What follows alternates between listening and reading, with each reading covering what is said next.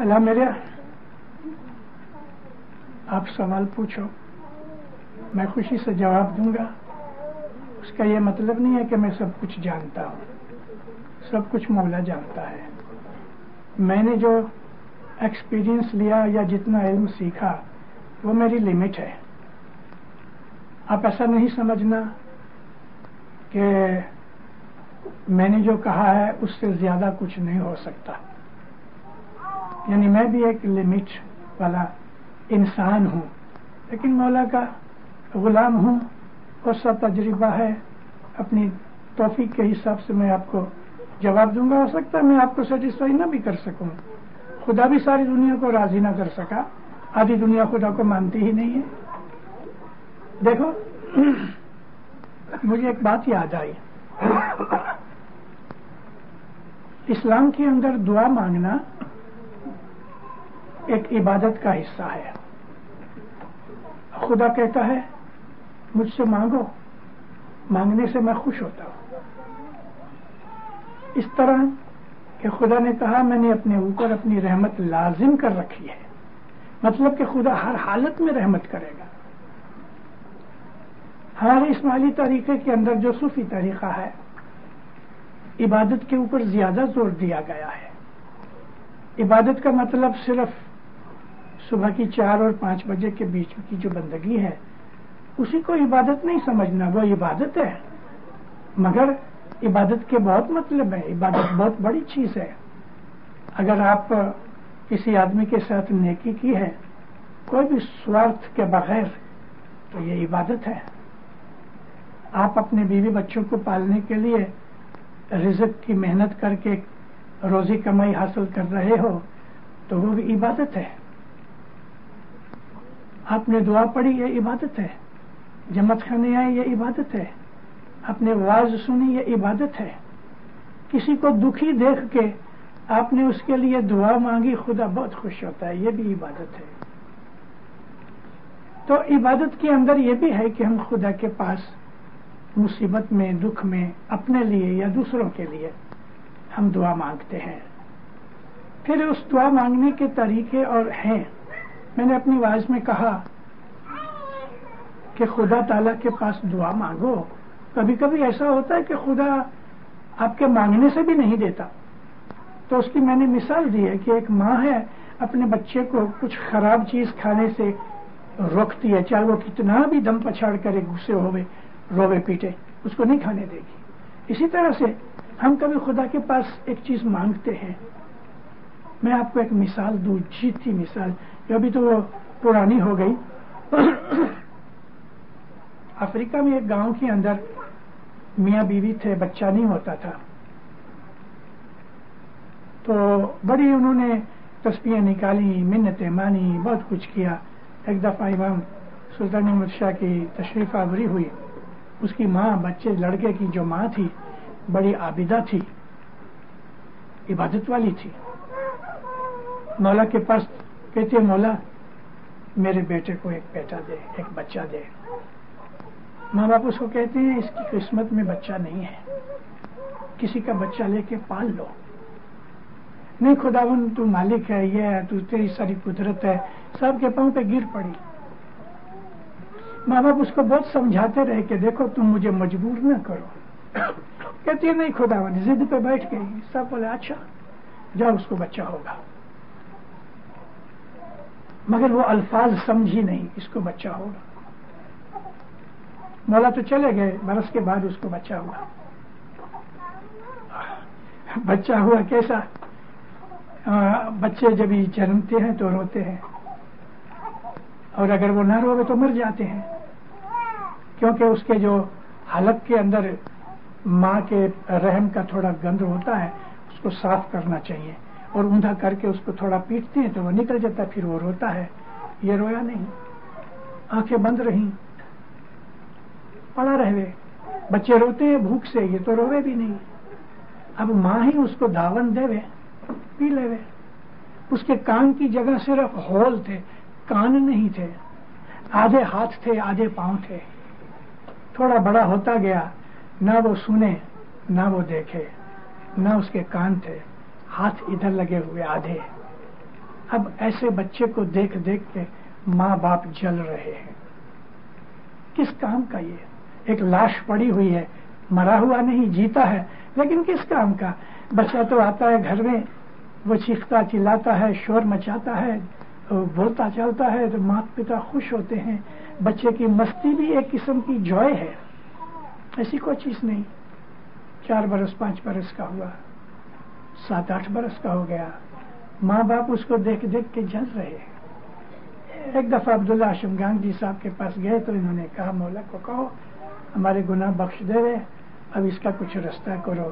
تو مولا نے فرمان بھیجا دیکھو تم اس کے لیے دعا مانگنا بند کرو، بچے کے لیے دعا مانگنا بند کرو. دعا مانگنا انہوں نے بند کیا، 1 مہینے میں گزر گیا. اتنے خوش ہوئے یہ لوگ ماں باپ. پہلے اولاد مانگتے تھے، اب جو اولاد ملی تو دکھ اور جلاپے میں رہے، کیونکہ ان کی قسمت میں نہیں تھا. اور اس عورت نے اپنی عبادت کے زور اور عوض میں دعا مانگی، بچہ مانگا. تو کبھی کبھی ایسا ہوتا ہے کہ خدا کو مجبور مت کرو. تو اب میں آپ کو یہ سکھانا چاہتا ہوں کہ دعا مانگنے کا طریقہ کیا ہے. آپ کو اولاد چاہیے کسی کو، یا مولا تو ہم کو ایک بچہ دے لیکن مومن دینا. یا مولا اگر وہ بچہ خوشیاں لانے والا تیرے گھر کا مومن نہیں بنے تو بہتر ہے نہ دے. اگر پیسہ مانگ رہے ہو تو مولا کو کہو مولا خبر نہیں کہ یہ جو مانگ رہا ہوں وہ میرے لیے اچھا ہے کہ نہیں، یا مولا ہمارے لیے جو اچھا ہے وہ دے. مولا کے اوپر رکھو، اچھا کیا ہے برا کیا ہے وہ جانتا ہے. کبھی کبھی ایسی اولاد ملتی ہے کہ وہ باپ کو پیٹتی ہے، ماں کو لاتے مارتی ہے. کبھی ایسی بیوی ملتی ہے کہ نہ چھوڑ سکتا ہے نہ رکھ سکتا ہے. کبھی ایسا شوہر ملتا ہے کہ جو پیٹتا بھی ہے اور مارتا بھی ہے، نہ اس کو چھوڑ سکتی ہے نہ وہ بھاگ سکتی ہے. خدا کے پاس سے دعا مانگو، اس کو کہو یا مولا میرے لیے جو اچھا ہے تو وہ دے. میں یہ مانگنی کرتا ہوں لیکن اگر میرے لیے اچھا نہیں تو مت دینا. مگر دعائیں مانگو، دعائیں مانگو. مصیبت تکلیف آوے یا علی کی تسبیح نکالو. ہماری جو تسبیح ہے اسماعیلی طریقے کی وہ 101 دانے کی تسبیح ہے، سوا کے امام نے حکم کیا ہوئے. جیسے کہ ہم چاند رات کو حضرت ماتا بی بی فاطمہ کی 3 تسبیحاں نکالتے ہیں، سبحان اللہ الحمدللہ اللہ اکبر، وہ 33 دانے کی ہیں. ایسی اور بھی کچھ تسبیحاں ہیں کہ امام اس کی فگر دیتے ہیں بھئی 33 دانے یا 40 دانے. جیسا کہ امام سلطان احمد شاہ کا ایک فرمان ہے کہ جس جماعت میں تم پیدا ہوئے اس جماعت کا تمہارے اوپر احسان ہے، تو جماعت کے لیے 40 دانے پیر شاہ کے نکالا کرو روز جماعت کے لیے. تو یہ 40 دانے ہیں. جدھر مولا نے 33 یا 40 دانے نہیں کہے تو وہ 101 دانے کی تسبیح ہے. یا علی کی تسبیح، مشکل آسان کی تسبیح نکالو، یا علی مشکل آسان کر، یا علی مشکل آسان کر، یا خالی یا علی کرو، یا علی یا علی یا علی یا علی. 101 دانے پورے ہو جائیں سجدہ کرو، اپنی دعا مانگو. اگر کوئی اس سے بڑی مصیبت آ گئی ہے تو یا علی تو رحم کر، یا مولا تو فضل کر. کوئی اس سے زیادہ اور بھی مصیبت آ گئی ہے تو اس وقت آپ یا علی ادرکنی یا علی اغثنی یہ 40 دانے نکالو اور سجدے میں مانگو. نبی کریم فرماتے ہیں کہ جب تم سجدہ کرتے ہو اس وقت تم خدا کے سب سے زیادہ نزدیک ہوتے ہو. اور سجدہ ہے عاجزی کی نشانی ہے، خود کو مولا کے سپرد سرنڈر کر دینے کی نشانی ہے، خود کو سبمٹ کر دینے کی نشانی ہے. تو اپنی دعاؤں کو سجدے میں مانگو، چاہے وہ کتنا بھی لمبا ہو جائے لیکن دعائیں سجدے میں مانگو. آرڈینریلی جو دعائیں مانگتے ہو یعنی یہ وہ دعائیں ہیں کہ جو کسی مصیبت کے لیے یا کوئی مراد کے لیے، لیکن آرڈینریلی جب ہم دعائیں مانگتے ہیں تو 2 ہاتھ اٹھا کے اپنی دعا مانگو جیسے کہ ہم جماعت میں مانگتے ہیں. گھر پہ کبھی ہم دعا پڑھ رہے ہیں تو اس وقت ہم 2 ہاتھ اٹھا کے دعائیں مانگتے ہیں. مشکل آسان کی تسبیح. کبھی خدا نہ کرے بہت بڑی بلا آ گئی تو علی شاہ محبوب فرمایا یہ 40 دانے کھڑے ہو کے تم نکالو. یا رب بلا بگرداں باحق کے شاہ مرداں، باحق کے شاہ مرداں، یا رب بلا بگرداں. یہ ایک دانہ ہے. ایسے 40 دانے نکالو لیکن کھڑے ہو کے نکالو. لیکن کوئی بھی آرڈینری مصیبت تکلیف کے لیے اس تسبیح کا استعمال نہیں کرنا. یہ تسبیح بہت بڑی بزرگ تسبیح ہے، پاورفل تسبیح ہے. خدا نہ کرے کوئی آدمی چوری کا مال لیا اور پکڑا گیا تو اس کو یہ تسبیح نکالنے کا کوئی حق نہیں، کیونکہ اس نے چوری کی ہے، اس نے گناہ کیا ہے، نافرمانی کی ہے. اس کا ایک رستہ ہے، استغفر اللہ کی تسبیح نکالو کھڑے ہو کے. یا مولا میرے سے گناہ ہو گیا، تو مجھے بخش دے، تو رحم و رحیم ہے، میں توبہ کرتا ہوں، پھر میں دوبارہ یہ نہیں کروں گا. اور سچ مچ وہ پھر نہ کرنے کا وعدہ کرے تو اس کو یہ استغفر اللہ کی تسبیح 40 دن نکالے، انشاءاللہ اس کو بچا لے گی. اور ہر روز کم از کم 40 دفعہ استغفر اللہ ربی واتوب علیہ ضرور نکالا کرو. 40 دانے جماعت کے لیے ورشا کے نکالا کرو. ایک تسبیح نارملی مشکل آسان کے لیے یالی کی نکالا کرو. دل کا سکون اور راحت، دل گھبراتا ہے، خوف اور ڈر لگتا ہے، اس کے لیے اچھی سے اچھی تسبیح جو ہے وہ صلوات کی ہے. رسول اکرم اور آل رسول کے اوپر ہم سلام بھیجتے ہیں، ہم ان کو سلام کرتے ہیں تو پھر وہ سامنے ہم کو دعا دیتے ہیں. کوئی بزرگ باپ ہے، دادا ہے، چاچا ہے، ہم اس کو کہتے ہیں باپا یا علی مدد، تو وہ کیا کہے گا؟ مولا علی مدد، سکھی آباد رہو. تو جب ہم رسول اکرم کو سلام کرتے ہیں تو وہ ہم کو سلام کا جواب بھی دے گا اور دعا دے گا. پھر اسی طرح سے رسول اکرم سے لے کے آج تک جتنے بھی امام اور آل رسول ہوئے ان سب کی دعائیں بھی ملیں گی. تو صلوات سے ایمان مضبوط ہوتا ہے، دل کو راحت ملتی ہے، سکون ملتا ہے. خدا نہ کرے فیملی میں کچھ جھگڑا ہے تو بی بی فاطمہ کی یہ 3 تسبیحاں 33 دانے کی نکالو، لیکن کھڑے ہو کے نکالو. پھر بیٹھ کے سجدہ کرو اور سجدے میں کہو مولا میرے گھر میں اشانتی ہے، میرے گھر میں جھگڑا ہے، میرے گھر میں سے برکت نکل گئی، رحم کر. پاک بی بی فاطمہ کے صدقے اور اپنے فرمان کے صدقے میرے یہ تکلیف دور کر دے، انشاءاللہ گھر میں سکھ شانتی ہو جائے گی. لیکن اس کے بھی 40 دن ہیں. 10-15 دن کے بعد آپ کی مراد پوری ہو گئی تو تسبیح کو بند مت کرو، 40 دن پورے کرو. تو ایسی ہماری بہت سی تسبیحاں ہیں. تو مذہب کی ان چیزوں سے فائدہ اٹھاؤ. کوئی آدمی ہے کسی جگہ نوکری کرتا ہے، مگر اس نوکری والے کے ساتھ اور بھی ایسے آدمی ہیں وہ تمہارے پیچھے لگے ہیں تم کو نوکری سے نکال دینے کے لیے، دشمن ہو گئے ہیں. تو اس وقت تسبیح کرو 101 دانے کی، یا مسیر یا مسیر یا مسیر. مسیر کا مطلب ہے جس کے اوپر ہمارا دار و مدار ہو، اپون ہوں وی ڈیپینڈ، مددگار کرے. تو انشاءاللہ آپ کی یہ تکلیف دور کر دے گا مولا. اور اگر پیسوں کی تکلیف ہے تو صلوات پڑھ کے مولا کو کہو یا مولا رسول اکرم کا واسطہ، آل رسول کا واسطہ، میری پیسے کی تنگی ہے تو دور کر دے اور رزق کے کریم دے. یہ قرآن کے لفظ ہے، یعنی پاک رزق ملے.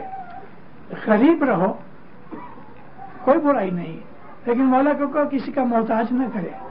رہنے کا ایک گھر ہوئے، ایک گاڑی ہے، اچھی آمدنی ہے، کھاتے ہو پیتے ہو، گھر میں سکھ شانتی محبت ہے، صحت و تندرستی ہے، کوئی بدنامی نہیں. یہ تو جنت ہے. بہت دولت ہے، حرام کی کمائی ہے، چوری کا مال لیا ہے، 420 کے دھندے کیے ہیں، $1,000,000 پڑے ہیں، مگر وہ $1,000,000 من کا سکھ نہیں دے سکتے. مولا سے حلال روزی مانگو، اچھائیاں مانگو، نیکیاں مانگو، خوشیاں مانگو، من کی راحت اور سکون مانگو تو مولا وہ دے گا، ضرور دے گا. کبھی شام کی آپ کی نوکری ہے میرے پاس ایک لڑکا آیا وینکوور میں کہ آپ واز میں ہم کو دم داٹی دیتے ہو, شام کو روز جماعت کرنے آیا کرو. کیا کروں مشنری باپا, میری نوکری شام کو 6 بجے شروع ہوتی ہے تو رات کے میں 2 بجے تک رہتا ہوں. میں گھر آتا ہوں 2 بجے تو تھک جاتا ہوں, صبح بھی نہیں آتا. میں نے کہا دیکھ بیٹے, رزق مولا دیتا ہے, تم یالی یالی کی ایک تصویر روز نکالا کرو, یا مولا میری ایسی نوکری دے کہ میں روز جماعت کھانے جا سکوں. 3 مہینے کے بعد اسی جگہ اس کا ٹائم بدل گیا, صبح 8 بجے آیا کرو اور شام کو 4 بجے چلا جایا کرو. آیا میرے پاس بھاگا بھاگا. میں بولا مولا کا شکرانہ ادا کرو, مولا سے مانگو, یا مولا مجھے یہ تکلیف ہے, میں تیرے در پہ نہیں آ سکتا, میں جماعت کھانے نہیں جا سکتا, تو ایسی مجھے رزق دے کہ میں جماعت کھانے بھی جاؤں. بیٹھا ہے سنتا ہے. تو دعائیں مانگو, مولا سے مانگو, دیتا ہے. اگر آپ دعائیں مانگ رہے ہیں نہیں دیتا تو دل میلا مت کرو, ایسا سمجھ لو اس میں کچھ بھید ہے. اس بھید کے سامنے سر جھکا دو, اچھا مولا تیری مرضی. بولو کیا کوشچن ہے کسی کا؟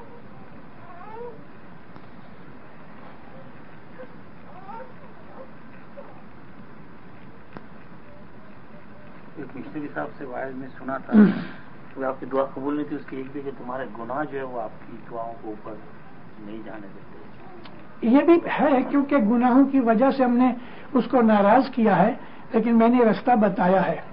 استغفر اللہ کی تسبیح نکالو, اپنے گناہوں کی معافی چاہو, اور پھر اپنی مراد کی تسبیح نکالو. وہ تو رحیم ہے, بہت رحیم ہے. آپ خدا کی رحمت کو نہیں سمجھتے. سچ مچ جو میں سمجھتا ہوں اگر آپ کو سمجھا دوں تو آپ بے درکار ہو جاؤ گے. بے درکار کا مطلب ارے خدا تو بہت رحیم ہے, چھوڑ دے گا. بات سچ ہے. آپ کی اور ایک واعظ میں نے سنا تھا پیر دلہا شاہ کے بارے میں, کوئی میمن لوگ ان کو مانتے. بامبے والا کون ہے یہاں؟ لاڈک مکھی کا لڑکا تو بیٹھا ہے پوترا, مگر اس نے بامبے دیکھی نہیں. بامبے کے اندر ہمارا کریم آباد کانڈی محلے جماعت خانہ ہے. اس جماعت خانے سے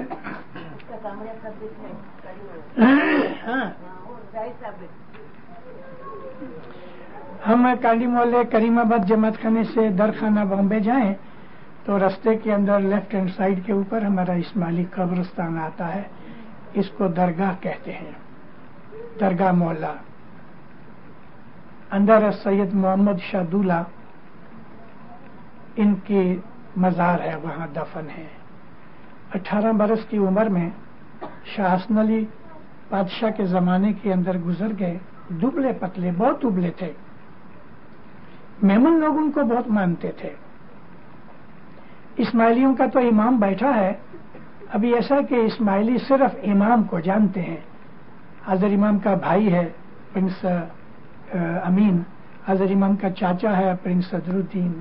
ہم ان کے پاس سے اپنی مرادیں اور دعائیں نہیں مانگتے کیونکہ ان کا حق بھی نہیں ہے. ہمارا امام ہی ہے صرف. تو لوگ سید محمد شاہ دولے کے پاس سے اپنے اسماعیلی بہت کم جاتے تھے, مگر میمن بہت جاتے تھے. تو وہ مشہور ہو گئے. میمنوں کے پیر تھے اسماعیلی, اور اپنے پیر حسن کبیر دین کی اولاد میں سے ہیں. عابد ہیں, گزر گئے. اسماعیلیوں نے نہلایا دھلایا, کفن پہنایا, جنازہ تیار ہوا. میمنوں کو پتہ لگا کہ پیر دلہا گزر گئے. 8-10 ہزار آدمی چلے آئے. قبرستان پہ جب یہ جنازہ پہنچا اس وقت یہ لوگ آئے اور انہوں نے کہا کہ یہ ہمارے پیر ہیں. اس وقت مخی حاجی بھائی, لاڈک بھائی حاجی نہیں تھے, اس وقت حسن بھائی تھے.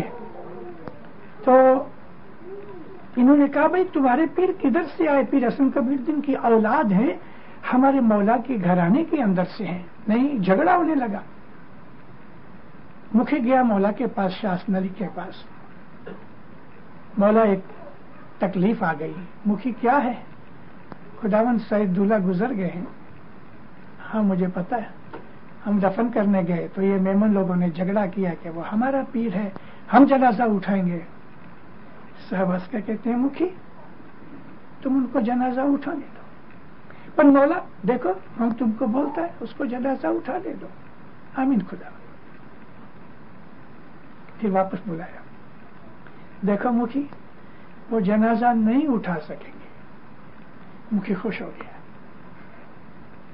इधर आया, मुखी ने अपने जवानों को कहा, अपने जवान लड़ने के लिए तैयार थे, किसी भी नो हट गए बेचारे, इनको बोला भाई तो उठा लो, अभी वो दुबले पतले थे, मुझे नहीं लगता कि 80 पाउंड भी उनका वजन हो रहा है, जो कि मैंने देखा नहीं, लेकिन उनकी तस्वीर और हालात जो देखे थे। इनके 4-5 जवान आए, जनाजा उठाने लगे, जनाजा उठा नहीं। 4 लड़के और आए, जनाजा ना उठे। 20-25 आए, बड़े बड़े पहलवान जोरदार आए, वेल्ड कर दिया हवे ना, इस तरह जनाजा जमीन के साथ वेल्ड हो गया, हालांकि नीचे मिट्टी है, जनाजा उठे नहीं, मुंह लाल हो गए। उनमें एक बुजुर्ग था, उसने ये हालत देखी, उसने कहा ए छोरा हट जाओ, ये हमारा काम नहीं, खुदा से माफी मांगो। हट गए। मुखी को कहता है मुखी साहब माफ करना, हमने आपके ऊपर जबरदस्ती की। मुखी ने 4 लड़कों को बोला जनाजा उठ गया, जाके दफन किया। पीर हमारा है, लेकिन मेमन लोग आज भी बहुत तादाद में आते हैं, उसको मानते हैं। इस किस्म की बातें हमारी हिस्ट्री में बहुत है। कहाँ सुना था ये? मेरे किसी वाइज में है ये। आपकी बात सुन के तो मैं कह रहा हूँ, एक वाइज में आपने मैंने सुना था कि पीर हसन कबीर जी माँ बाप 3 या 4 साल के थे, तो उन्होंने मुर्दा जिंदा किया था। हिंदू दोस्त था उसके जिंदा किया, फिर सदरुद्दीन ने उनके चेहरे पे हाथ गिरा के वो ताकत खींच ली। सच्ची है, वाज़ेह सुनो, आपको उसमें से बहुत सी चीजें मिलेंगी। मुझे हमारे पीरों में भी जो पीर हो गए उनमें भी कोई ग्रेटनेस जो उनकी जो उनका जो पॉजिटिविटी है, हर पीर का कोई फर्क, हर पीर का जो नूर है वो एक ही है, लेकिन उन्होंने उस जमाने को देख के, हालात को देख के जुदे जुदे काम किए हैं, इसलिए थोड़े हमको एक पीर का ये होता है। देखो पीर शमस ने बोटी गर्म की, सूरज ऐसा फिजिकली ज्योग्राफिकली सूरज नीचे आया नहीं, लेकिन सूरज की तपश इतनी बढ़ गई कि बोटी पक गई, और अभी भी वो सूरज कुंड मुल्तान में पड़ा है। तो पीर शमस ने फरमाया कि मुल्तान वालों ने पीर शमस को तकलीफ बहुत दी, तो फरमाया चाहो तोहफारा मुल्तान, गर्द गर्मा गदा गोरस्तान में 4 चीजें मुल्तान को देता हूँ, मिट्टी धूल बहुत उड़ेगी, गर्मी बहुत पड़ेगी, कब्रें बहुत होंगी, और गर्द गर्मा गदा गोरस्तान, और भीख मांगने वाले अमीर फकीर भी बहुत होंगे। 4 चीजें हैं उधर। आपको उसमें जो एक मर्तबा अभी भी वहाँ पर वो मिलते हैं जो 2 सिंह, मैं अभी गया था 2 महीने 3 महीने पहले मैं मुल्तान गया था। बदुआ दी थी या क्या? उधर बहाउद्दीन ज़करिया नाम का एक बहुत बड़ा फकीर था, उसकी कब्र अभी भी है, बहुत बड़ा उसके ऊपर मकबरा है। और ये बहाउद्दीन ज़करिया का जो नाम सूफियों के अंदर बहुत बड़ा है। इस शमस माँ बाप अपने 2 चेले थे उनके, चंद्रभान और सूरजभान, इनको लेके इधर मुल्तान में आए। अपने चेलों को फरमाया, मुरीद थे इनके, कि हमको मुल्तान में हेड ऑफिस बनाना है। शहर के बाहर नदी उधर थी, नदी के किनारे पे एक दरख्त देख के पीर ने कहा कि यहाँ हम कयाम करेंगे, तुम यहाँ झोपड़ी बनाओ। अच्छा, उन्होंने कुछ झोपड़ी का सामान वगैरह इकट्ठा किया। फिर कहने लगे अच्छा मैं शहर की सैर करके आऊं। कागज मंगा के तो एक छोटी सी बोट बनाई। उस बोट में बैठने की जगह नहीं थी, छोटी थी, मगर पीर उसमें खड़े हो गए, हाथ में तस्बीह लेके।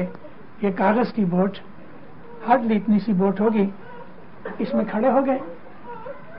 बोट चलने लगी, आपने आंख बंद की, तस्बीह निकलने लगे। कागज की बोट इतनी सी, इसके अंदर एक आदमी खड़ा है, اور بوٹ ڈوبتی نہیں. ہزاروں لوگ اس طرف اور اس طرف دونوں کنارے پہ دیکھ رہے ہیں. بہاؤدین ذکریہ اوپر اپنے محل کے اوپر جو کنارے پہ ہی تھا، ایک کھڑکی تھی، چھوٹی سی کھڑکی تھی.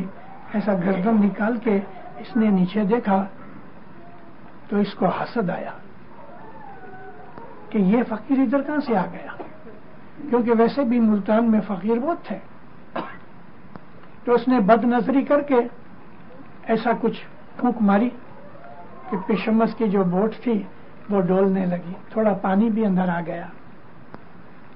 پیر نے آنکھ اٹھا کے دیکھا، فرمایا جا تیرے سینگ نکل آئے. اسی وقت انسٹنٹلی اس کے سینگ نکل آئے.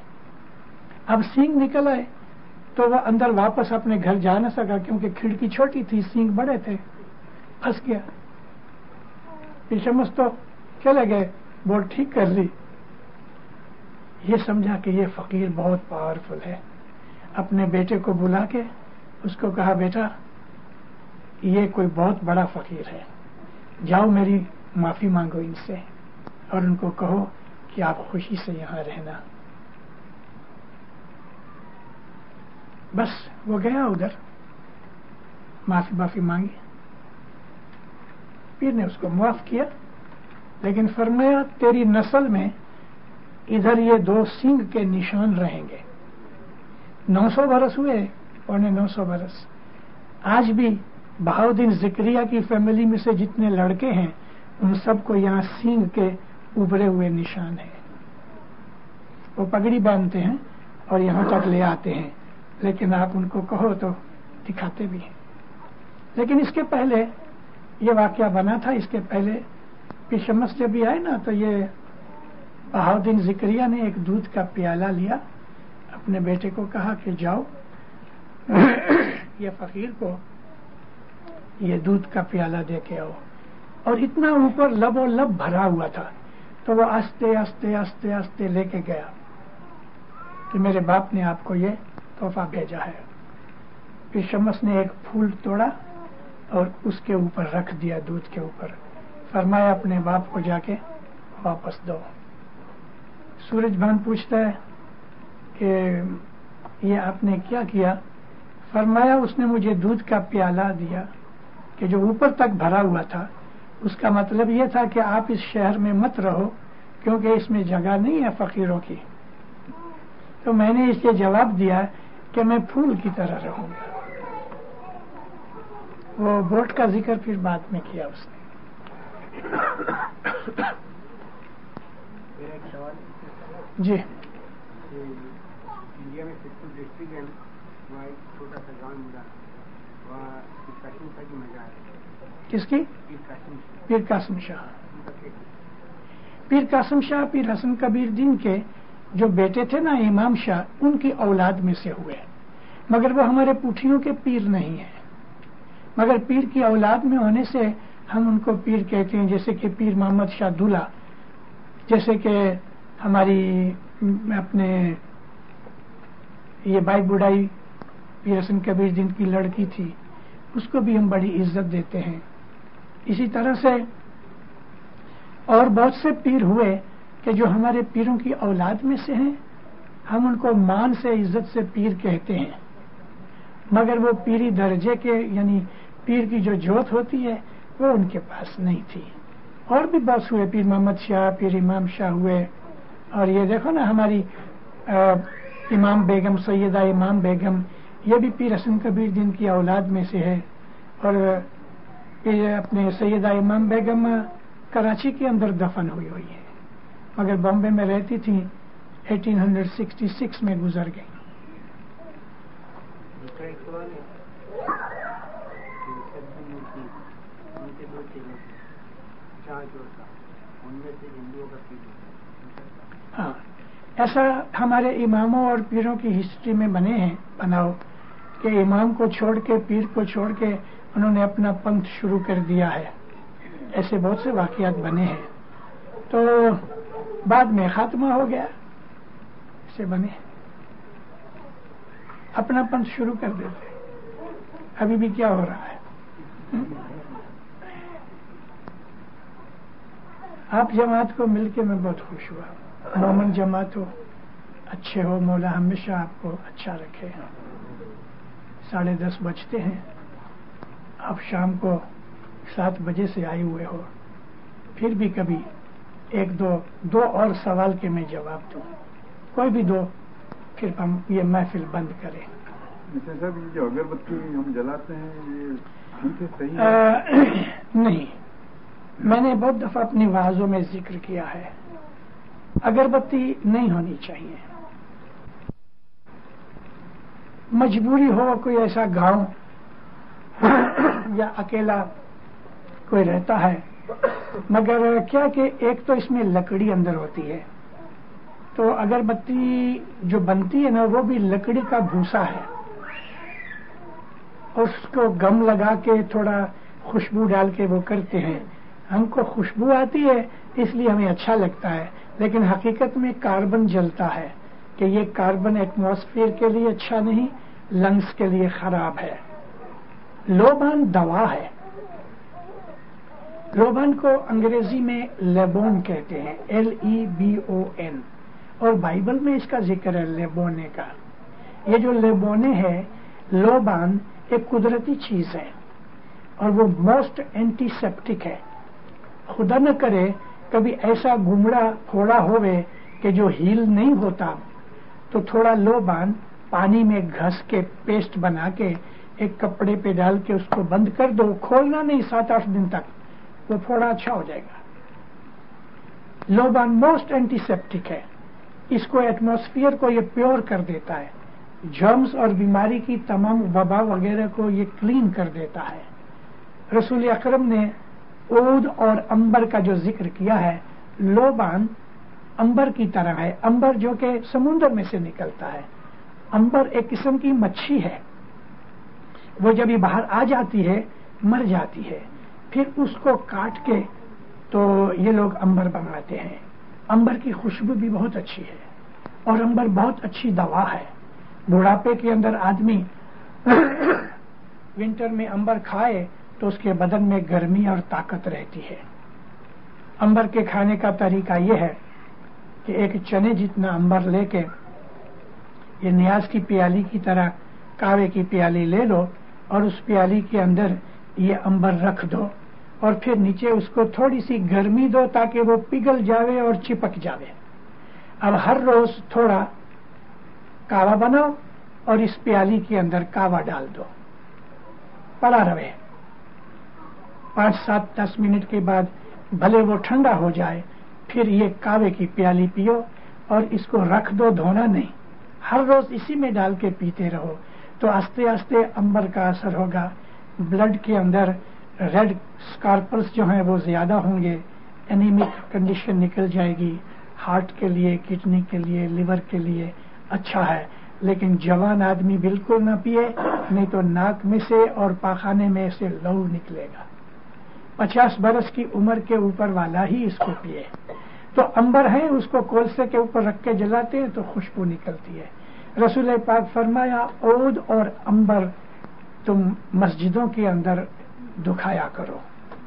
اب ادھر عربستان کے اندر لوبان نہیں ملتا, لیکن انڈونیشیا سے, چائنا سے ہندوستان میں لوبان آتا ہے. ہمارے پیروں نے لوبان کا ذکر کیا ہوا ہے, تو ہم کو جماعت خانے میں لوبان کرنا چاہیے. اب یہاں نارتھ امریکہ میں کیا ہے کہ کوئل سے چاہیے اس کو دکھانے کے لیے, مگر آج اس کی ایک راستہ مل گیا ہے, اتنا سا آتا ہے, اس کو انگلش میں کہتے ہیں انسینس برنر. لوبان وغیرہ, دھوپ لوبان کو انسینس کہتے ہیں انگلش میں. اس کو جلانے کے لیے وہ چھوٹا سا ہوتا ہے, اتنا کافی کے پاٹ جتنا, اندر کوئل ہوتا ہے, کوئل کے اوپر ایک کٹوری جیسی پڑی ہوتی ہے. وہ لال نہیں ہوتا لیکن سفیشینٹ گرم ہو جاتا ہے, تو آپ اس کے اوپر تھوڑا لوبان کا پاؤڈر بنا کے پیس کے ڈال دو تو لوبان دکھے گا. الیکٹرک میں لگا دو اس کو, الیکٹرک کھینچ لو تو بند ہو جائے گا. کوئی آگ لگنے کا ڈر بھی نہیں. لوبان دکھایا کرو, اگربتی نہیں. میں نے انڈیا کے اندر دیکھا ہے, انڈیا میں تو 420 بہت ہے نا, اور یہ 420 سے شروع بھی انڈیا میں سے ہوا. یہ لوگ سستا ہونے کی وجہ سے گائے کا جو گوبر ہے اس کو سکھا کے اس کی اگربتی بناتے ہیں، وہ جلدی سے جل بھی جاتی ہے. اور ہندو لوگ تو گائے کی پوجا بھی کرتے ہیں، اس کا پیشاب بھی پیتے ہیں، اس کا گوبر کا اپنے گھر کے اندر لیپ بھی کرتے ہیں. ہم مسلمان ان چیزوں کو نہیں مانتے. اگربتی چلو جب تک نہیں انتظام ہوتا تو ہندوستان کی اگربتی نہیں لینا، پاکستان کی لے لینا. ابھی پاکستان میں کتنے ایماندار ہیں وہ بھی آپ کو تو میرے سے زیادہ پتا ہے. کم از کم اتنا ہے کہ گوبر نہیں ہوگا. جیسا آپ کے ایک بار میں حاضری محمد کا فرمان تھا کہ آپ کی آنکھ دکھے تو چائے کا پانی سلطان محمد شاہ ہوگا. مگر میں آپ کی ایک وائس سنی اس نے ساتھ میں ہوتا ہے کیسٹر آئل بھی لگانے کے لیے آپ نے. سچ ہے، میں خود کیسٹر آئل یوز کرتا ہوں. ماں باپ فرمایا آنکھ اگر لال رہتی ہوئے تو چائے کی پتیوں کا جو پانی ہے اس سے دھو، لال رہتی ہوئے. لیکن اور بہت سی آنکھوں کی بیماریوں کے لیے کیسٹر آئل فرمایا. اور یہ بھی فرمایا سلطان محمد شاہ کا. مولا چھوٹے تھے دنیا بھانے 14-15 برس کے، تو مولا کو تھوڑی قبضیات ہو گئی. ماں بہت پیار کرتی تھی ماتا سلامت.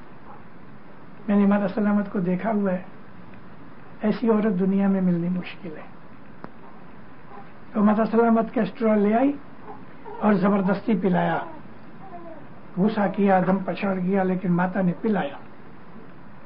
8-10 دن کے بعد مہمانیوں کا کام شروع کیا تو ایک نے کہا خداوند میرے پیٹ کی حالت اچھی نہیں، اس نے فرمایا کیسٹر آئل پیو. کسی نے بولا مولا میرا سر دکھتا ہے، کیسٹر آئل پیو. لیکن آپ کو میں سچ کہتا ہوں کیسٹر آئل میں اتنی تاثیر ہے کہ لوگوں کو پتا نہیں. اگر دماغی کمزوری آ گئی، بعض دفعہ آدمی چنتا ویادی فکر سے یا کوئی وجہ سے دماغ گرم ہو جاتا ہے، غصے ہوتا ہے، چڑیا ہوتا ہے، چیزیں پھینکتا ہے. اس بچے کو اس کی عمر کے حساب سے اگر وہ 5 برس کے اوپر کا ہے تو 1 چمچی، اور 15 سال کے اوپر کم از کم 2 چمچی، بعض کو 3 چمچیاں چاہیے. اس کو کیسٹر آئل کم از کم 8 دن 7 دن تک دو. اس کا اثر یہ ہوگا کہ 2-2 3-3 پاخانے اس کو روز آئیں گے، سسٹم کلین ہو جائے گا، نروس سسٹم ٹھیک ہو جائے گا. بہت سی بھائیاں کبھی کبھی مجھے ملے نا، جوان عورتیں، مشنری باپا کیا کروں، میرا گھر والا بہت غصہ کرنے والا، بہت غصہ والا ہے. اس کو میں کہتا ہوں اس کو کیسٹر آئل پلاؤ. آپ پلا کے دیکھو. ہماری کامرانی غور سے سن رہی ہے یہ بات. پلا کے دیکھو، محبت سے پلاؤ، ناک منہ چڑھاوے. ایسا کرو کیسٹر آئل کے اندر تھوڑا شہد ملاؤ، مد ملا کے اس کو دو، انشاءاللہ بہت فائدہ ہوگا. مگر میرے ساتھ یہ ہوتا ہے اس طریقے سے کہ وہ پیا ہی نہیں جاتا. نہیں، چائے میں ڈالو، چائے میں ڈالو، دودھ میں ڈالو، میں نے استعمال کیا، پیا سوڈا میں ڈال لو. ایک آدمی کو کچھ میں صاحب گئے سلطان محمد شاہ، تو ایک آدمی نے کہا خداوند میرے کو چکری کی بیماری، ایپیلیپسی، بیٹھے بیٹھے چکری آ جاوے، منہ میں سے فین نکلے، گر جاوے. اور اس زمانے میں ایپیلیپسی کی دوا نہیں تھی. آج بھی دوا ویسے ہے لیکن 100% کیور نہیں ہے. اس کا اتنا ہے کہ وہ ریپلیس نہیں ہو گئے، ریلیپس نہیں ہو گئے. تو مولا فرمایا دیکھو تم روز تھوڑا کیسٹر آئل پیو. ابھی ماں باپ نے اس کو نہیں کہا کہ کتنا پیو، اتنا تم تھوڑا کیسٹر آئل پیا کرو. بھلے خدا کیسے مومن لوگ تھے وہ زمانے کے. مولا چلے گئے گاؤں میں، جا کے کیسٹر آئل کی بوتل لے آیا، کھیسے میں رکھے. 2-3 گھنٹے ہوئے، ایسا نکال کے گڑ گڑ گڑ گڑ 1-2 چمچے جتنا پی لے گئے. گھر والوں نے کہا کہ مولا کو پوچھنا تھا کہ کتنا پیے، کتنا دن پیے. مولا کو خبر نہیں تھی؟ کیا وہ نہیں جانتا تھا کہ مجھے کہوے کہ تم 1 چمچی پیو اور 3 دن پینا، 10 دن پینا، میں زندگی بھر پیوں گا؟ کیونکہ اس نے مجھے نہیں کہا کہ اتنا پینا، اور ساری زندگی پیا، اس کو کبھی بیماری نہیں پکڑا نہیں. کیسٹر آئل سچ مچ بہت اچھی چیز ہے. مڈغاسکر کے فرمان میں ہے کہ مہینے میں 1 دفعہ کیسٹر آئل پیا کرو. اس کا یہ کیسٹرائل کی خاصیت ہے یا اس کے ایمان کی خاصیت ہے؟ امام نے فرمان کیا ہے اس کی خاصیت ہے. اس کے ایمان کی خاصیت ہے. امام کے فرمان کی خاصیت ہے. اس کا ایمان امام پہ تھا وہی نا. ایگزیکٹلی وہ سچ بات ہے. ایمان تھا تو امام پہ اعتبار آیا لیکن برکت تو امام کی ہے. اور مولا کا یہ جنرل فرمان ہے ساری جماعت کے لیے. کیسٹرول میں سچ مچ بہت فائدے ہیں. Why don't we let other outsiders come into our Jamaat Khana? What is the reason behind? Listen beta, Let us go in there and the argument always is why can't we come? it is such a common question that we have been telling people extensively for years and years and years. We must understand ourselves what is the reason. Listen, this is Jamaat Khana, house of the Jamaat, not a mosque. This house is Hazar Imam's house. Hazar Imam is our father and mother. We are his children. So this is a family. You, your husband, your father, your mother, your children, all they are sitting in one room. You are talking, chatting, eating, and at that time someone comes. So he disturbs all the enjoyment of your meeting of the family. So this is the place where we meet Hazar Imam as father and mother. This is his house. No one come here without Maula's permission. We cannot tell anyone come to Jamaat Khana. So we have to ask Maulana Hazar Imam. So Hazar Imam says, this is my house. Only those who are my children, my spiritual children, who have made my bayat, they only can come here. So tell anyone, you want to come? Okay, make a bayat to Aga Khan, there you can come. It's a house of the Jamaat, not a common mosque, not a church, not a gurdwara, not a synagogue. It's very logic. We don't allow anyone. 2 सवाल हो गए और चलो वो आखिरी सवाल. अच्छा चलो. Why you mention about everybody gets sick? They are sick because they did badly. What happens to the children who are born with cancer? What happens to people like that? They have committed any sin? Yes. And where did you get this information? Is it in the Quran? It is in Quran. It's in the Quran? You give me the answer. No, I'm asking you because. So if you don't know, so rely upon me what I say. Okay. Just I want to know where you got the information. Once I got a chance to see a hospital in Berlin. I went to Germany. This is in 50s when LSD was very popular among the women of Europe. And I saw a baby 2 months old. Her hands were here on the shoulder and there was no arm. Her feet were at the seat of the buttocks. There were no legs. Now you tell me, has God made it? No, I'm asking you, you tell me, has God made it? God is merciful. Why would he do things like Exactly. This is my answer to you. God is merciful.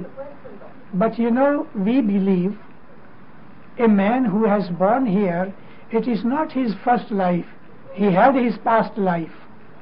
All of us. Well, if you don't believe, then I cannot give you the answer. Quran is full of that we were living before. Normally Muslims don't believe. I don't see your face. Normally Muslims don't believe. They don't believe also in Imam. Now listen, you let me explain to you. Just have patience. Do not get impatient so much. There are 27 ayats in the Quran where God says it is not your first life. We had given you birth even before that. There is a lot of research going on amongst the Muslim scholars about it. But we Ismailis, we do believe This is not our first life. We were living before, and that's why, because of our deeds of the past life, we have been suffering. Because if we don't believe, then we have to believe that God is unjust.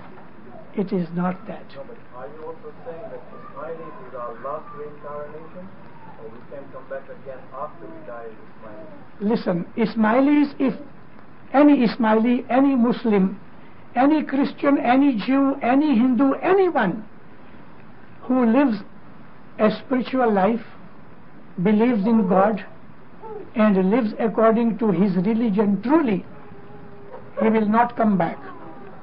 Not only, but mind you, God has created everyone. All the kafirs, those people who are anti-God, they are also created by God. So he is merciful. Anyone, any person, if he is living piously, nicely, spiritually, he will be redeemed. He will not come back, because God belongs to all. So if there is a wicked Ismaili, well, he will be punished, whether he believes in Hazar Imam or not. If he is not behaving like that, he will be punished. There may be a Singha who may be better than an Ismaili, because of his deeds, because of his spiritual amal. Quran is, yes, it is. Quran is full of that. When I was in boarding school, we had a lecturer and he asked this question about reincarnation. He told us, Yes, beta, all people are not equal. One is a matriculate, one is BA, one is MA. It is different. And I suggest you, if you can take a suggestion from me, read Quran. Now actually what happens, normally we do not know Arabic, so we read a translation. A translation, Pickthall, translation Yusuf, Abdullah Yusuf Ali, translation of Farman Ali, translation of Maqbul Ali. We read translations. Now what that man has understood, we follow that man, not God. Read Arabic, learn Arabic. It might take you 2 or 3 years. Then read Quran. Still, I will tell you, if you read Pickthall's English translation, it will give you a lot of information. Hazar Imam has recommended Pickthall's English translation, which is a direct translation, no commentary. He leaves upon you how much you understand. And if you read it, you will come to know many things which you didn't know before. Do read it. अच्छा अम्मा, आपका last सवाल. सबसे president तो आप हैं, नीचे बैठे हैं और आप कुर्सी पे बैठे हैं. अच्छा बोलो. मैं बोलना चाहती हूँ कि वो है जो इसके साथ जरूरी है. अम्मा, बैतुल ख्याल की बातें इधर नहीं करूँगी. नहीं, मैं नहीं आ सकूँगा. मेरे हर रोज की मेरी मुसाफरी होती है. तुम आजकल यहाँ हो, तुम्हें देख के मैं बहुत खुश हुआ. थोड़े मोटे हो गए और कुछ नहीं. बहुत बरसों तो छोटे से तब से जानता हूँ. शुक्र मौला, रहमत है. हाँ जी, अगली बार में आखिरी सवाल है. साहब लोग भाई में झगड़ो थे तो હજી વાઇસ જે અંદર સામે એવી लिखा કે વધુ બાઈ जो કસૂર है कि छुरी જે कोई जबान न लेती એટલે પછી ધોની. हाँ, पर मर्द का हाथ चलता है, वो क्या करे.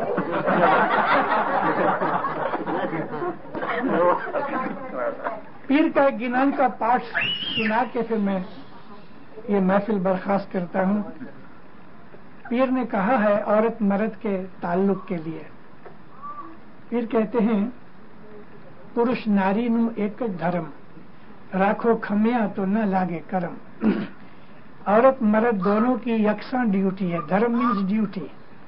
दोनों की ड्यूटी ये है कि एक दूसरे के लिए टॉलरेंस रखे, खमिया रखो, तो तुम्हारे झगड़े नहीं होंगे.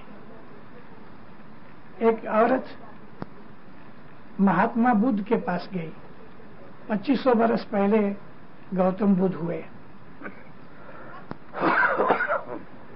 जाके बैठी कहती है, बाप मैं एक आजिज़ी के लिए आई हूँ। क्या है बेटी? कि मेरा जो घर वाला है बहुत गुस्से वाला है, ये भी गुस्सा करता है तो मैं कांपती रहती हूँ। आप मुझे कोई ऐसा मंत्र दो कि मेरा जो हस्बैंड है वो गुस्सा न करे। महात्मा बुद्ध उठ के अंदर गए, एक सुपारी लेके आए, हाथ में सुपारी पकड़ के देखते रहे, फूंक मार के उसको कहा कि बेटा ये ले जा, इसको संभाल के रखना, जब भी तेरा हस्बैंड गुस्से में आवे ये सुपारी मुंह में रख लेना। चली गई। 2-3 दिन के बाद खाना पीना कुछ लेट हुआ होगा, हस्बैंड किसी से लड़ के आया होगा, गुस्सा निकाला औरत के ऊपर, ये भागी अंदर जाके सुपारी मुंह में रख ली। अब सुपारी मुंह में थी तो बोल तो न सके, तो ये चुप बैठी रही। वो उठ के आया, कहता क्यों आज तू बड़बड़ नहीं करती, चुप बैठी है? तो मुंह में दिखाया सुपारी पड़ी है। तो वो ठंडा हो गया, खुशी हो गया, ये समझी कि ये सुपारी की बात है। बात ये था कि बोलना उसने बंद कर दिया, इसलिए झगड़ा खत्म हो गया। सुखी आबाद रहो। मौला दीन दुनिया की नियामतें, बरकतें, खुशियां आपको बख्शिशें देवे।